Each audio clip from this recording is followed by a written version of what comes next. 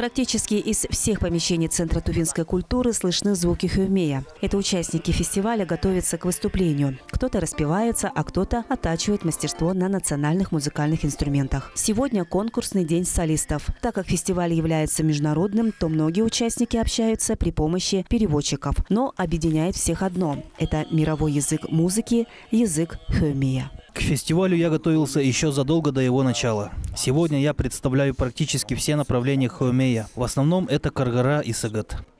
Мировой столицей горловиков считается Тува. Специалисты выделяют 4 главных приемов хюмея. Обычно профессиональный исполнитель хюмейджи владеет 1-2 приемами. Но бывают исключительные случаи, когда человеку подвластны все приемы. Это один из главных критериев, на который обращают внимание жюри фестиваля. Более 80 человек между собой соревнуются в разных видах хюмея. И я думаю, что все участники очень так целеустремленно готовились, так как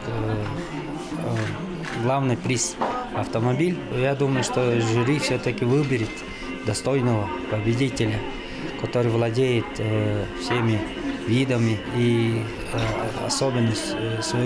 своим особенностям, которые будет исполнять от души. Принять участие в фестивале могли все желающие, без разделения на мужчин и женщин. Альдисман Амзырай – студентка 4-го курса Кызылского колледжа искусств по направлению сольное и народное пение. Девушка с прошлого года выступает в составе единственного в республике женского ансамбля ТВ-Кызы, где солистки исполняют хюмей и сагат. Но все же существует различие между исполнениями горлового пения мужчинами и женщинами. Они отличаются тембром и звучанием. Мужской хюмей, он более очень звонкий и сильный, а женский он очень мягкий и в то же время красивый.